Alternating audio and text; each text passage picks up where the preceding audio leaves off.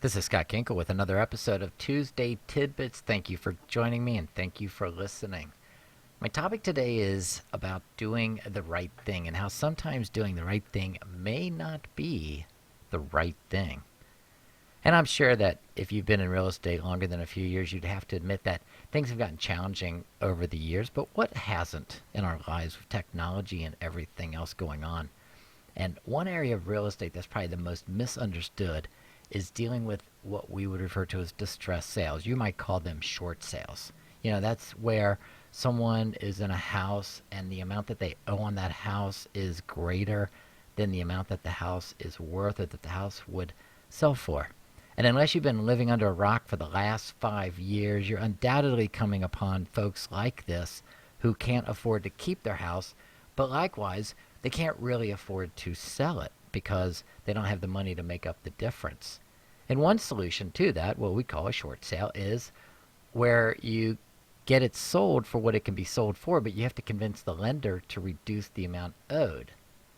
Well, I'm kind of lucky in that regard because over the last 6 years, I've been teaching agents how to deal with just that situation. In fact, I even wrote a book called How to List and Sell Short Sales. That's a little plug. You can find it at Amazon.com.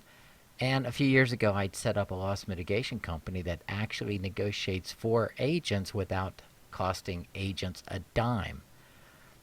And here's where this whole topic of doing what's right isn't always doing what's right. Here's the situation.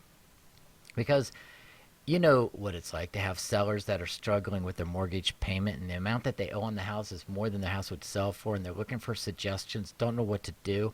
And then you tell them as a professional that you might be able to help them get the lender to reduce the amount owed and approve the sale. So you get it listed, you get it sold, you start the process negotiating. But for whatever the reason may be, they go ahead and keep making their payments.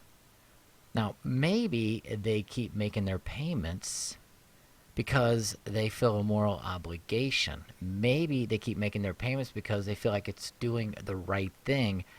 Maybe they're making their payments because someone at the bank talked to them and convinced them that this is better for them. Now, it's sad because in most cases your sellers are broke to the point where making their payments are going to be done instead of other things like insurance premiums or car payments. But probably, and I say maybe, but more likely, at some point, these sellers, they asked you what to do. And if you're one of my students, you know my answer. My standard answer to that question is you can't tell them not to pay their mortgage. It's just not right. The right thing to do is to not tell them to not make their mortgage payment. But you can tell them that paying their mortgage payment isn't going to help any.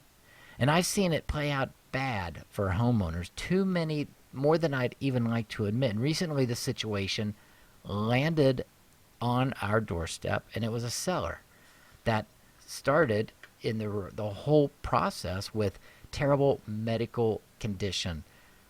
Prior to that, she was a healthy, working, vibrant individual, but she got sick. She lost her job. She lost her income. It got to the point to where she couldn't take care of herself, much less the house and her finances. Her prescriptions were costing more than her mortgage payment, and she couldn't get any kind of help. It was a very, very sad situation. And before she had contacted the agent, she tried to work it out with the lender, and the lender just kept making her send documents in and kept making promises, and nothing seemed to work. She finally hired an agent. It just happened to be one of my students, and it was one of my students that's done a few short sales a month for the last couple of years. The agent did everything right, listed the property, got it sold, got the paperwork, and at the time when he listed it, the homeowner wasn't making their payments. There was actually no thought given to what would happen. I mean, they weren't going to be able to make their payments. No consideration was given that it would be. And this is, as I said, this is not an inexperienced agent, but sadly, this is what caught us a little bit by surprise. We got the rejection letter after doing everything right, and the rejection letter said that the deal wasn't rejected because of their hardship. That was genuine. It wasn't their finances. They were genuine. It wasn't rejected because of bad paperwork, one of the more common reasons that most short sales get rejected. But because my loss mitigation team was on it, that wasn't it.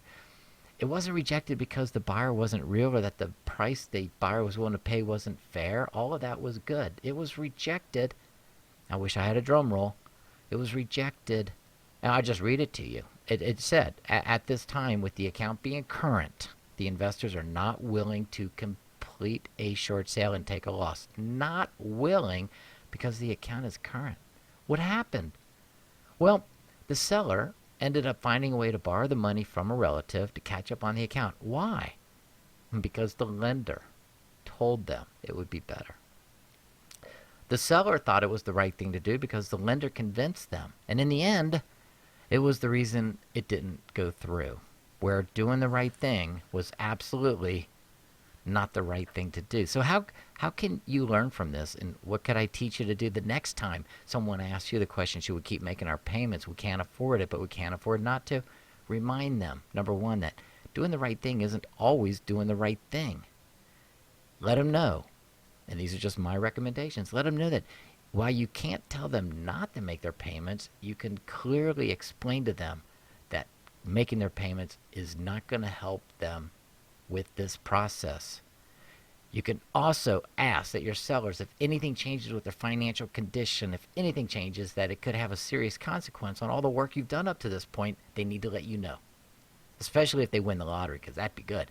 And tell your sellers that if the lender calls you and makes some kind of promises, it's probably the collection department calling you, and you shouldn't do anything unless you get it in writing from them first. And by the way, run it by your agent. I hope this helps in the future of your business. I hope it makes a difference with your sellers. If you have any thoughts, comments, or suggestions, leave them at www.howtosellmorehouses.com. Thank you once again for listening. This is Scott Kenkel. Happy learning.